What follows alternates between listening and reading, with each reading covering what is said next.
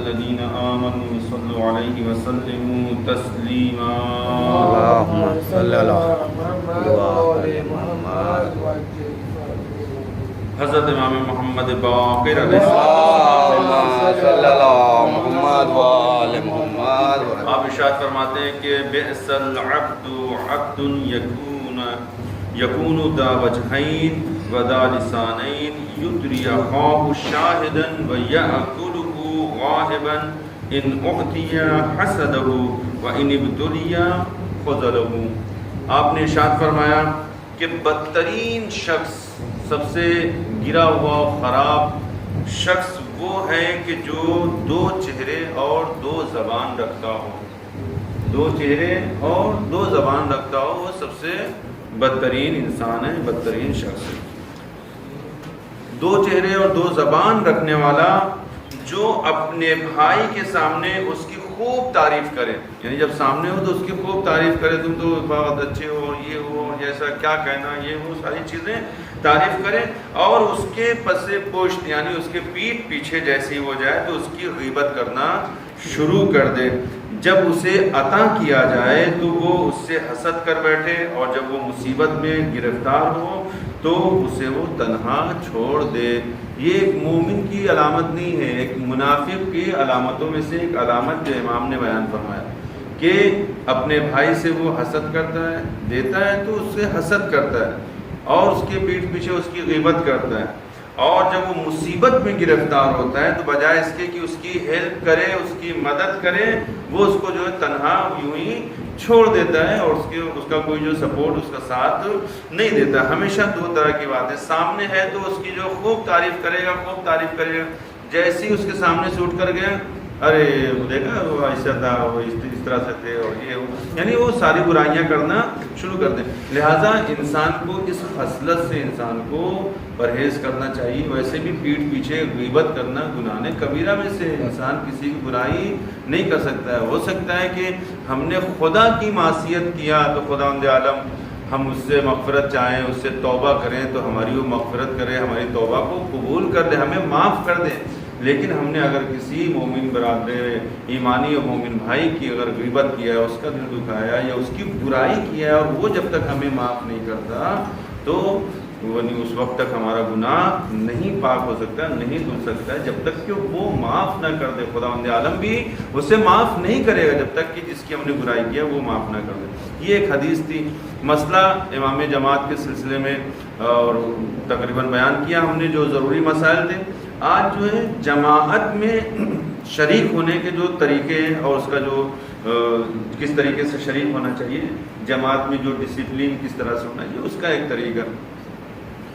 جماعت میں شامل ہونے کے لیے ضروری ہے کہ انسان جب جماعت میں شامل ہو رہا ہے تو اب اس کے لیے جو ہے امام کو صرف اور صرف معین کرنا ضروری ہے کہ کس کے پیچھے نماز پڑھنا ہے، کس کے پیچھے نماز پڑھنا، بس اتنا اس کو جو ہے معین کرنا ضروری ہے. باقی اس کا نام جاننا، اس کی ڈیٹیلز جاننا، وہ کہاں پیدا ہوا، اس کی پورا بایو ڈیٹا جو اس کے بارے میں پتہ کرنا، وہ اس کی جو ضروری نہیں ہے. صرف یعنی اس کو معین کرنا جو ضروری ہے کہ جس سے پیچھے وہ نماز پڑھنا ہے، اس کا نام جاننا اس کے لیے جو ہے کوئی ضروری نہیں ہے کہ اس کا کیا نام ہے پتہ کریں جو ہے، تو اس کے اوپر کوئی لازم اور ضروری نہیں ہے. ہاں بغیر نام جانے ہوئے بھی اگر اس کے پیچھے وہ جو نماز پڑھ لے رہا ہے تو اس کی نماز جو ہے صحیح ہے، اور بس اس کو یہ دیکھنا ہے اس کی قرات صحیح ہے کہ نہیں، صحیح سے نماز کو پڑھ رہا ہے یا نہیں پڑھ رہا ہے، ارکان کو صحیح سے ادا کر رہا ہے یا نہیں کر رہا ہے. اتنے مومنین جب نماز پڑھ رہے ہیں تو ظاہر سی بات ہے اس کے پاس عدالت ہوگی، وہ مومن ہوگا اور جو متقی ہوگا، خدا پرست ہوگا.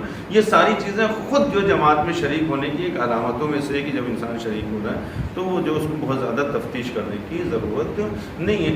انشاءاللہ جو ہے جب نماز میں شامل ہو رہا ہے تو انسان اس کو جو طریقے ہیں اس میں کیا بتایا گیا، امام اقتدا کرنا. اقتدا کا مطلب کیا ہوا، اسی ایک لفظ میں ساری جماعت کا فلسفہ موجود ہے. اگر یہ ایک لفظ ہم لوگ سمجھ لیں، اقتدا یعنی جو ہے کسی امام کی پیروی کرنا، بس اسی میں جماعت کا فلسفہ ہے. جو ہم لوگ پوچھتے ہیں سارے مسائل جو ڈیپینڈ ہے اسی ایک لفظ کے اوپر، جو سارے مسائل پوچھتے ہیں کیسے جو ہے شامل ہو، کیا کریں کیا نہیں، بس اگر اس ایک لفظ کو سمجھ لیں. آج تھوڑا سا اس کے بارے میں بیان کریں. اقتدا پیروی کرنے کا مطلب کیا ہوا پیروی کا مطلب یہ ہوتا ہے کہ پیچھے پیچھے قدم بڑھا کے چلنا، آگے آگے نہیں چلنا.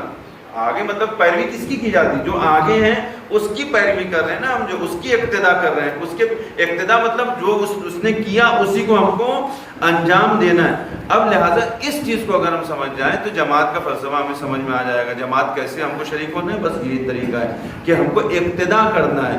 ہم کو جو ہے کیا نام ہے، نماز نہیں پڑھانا ہے.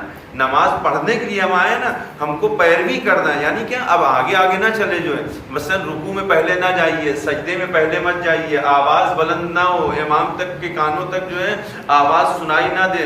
یعنی یہ تمام چیزیں جو ہے جماعت کے رولز میں سے اس کو جو یعنی اس کے قوانین میں سے اس کو ہمیں فالو کرنا ہے. لیکن اگر ہم آگے آگے بڑھ رہے ہیں تو ہماری وہ جماعت کی نماز نہیں ہوگی. اور اگر ہم نے فرادہ کی بھی نماز نیت نہیں کیا فوراً تو پھر ہماری وہ نماز بھی نہیں ہوگی. بعض اوقات نماز میں بھی ہمارے اشکال ہو جائے گا. لہٰذا ہم کو اس چیز کا خیال رکھنا ہے. انشاءاللہ باقی اور مسائل کل مولانا صاحب غیبت پہ ایک سوال ہے.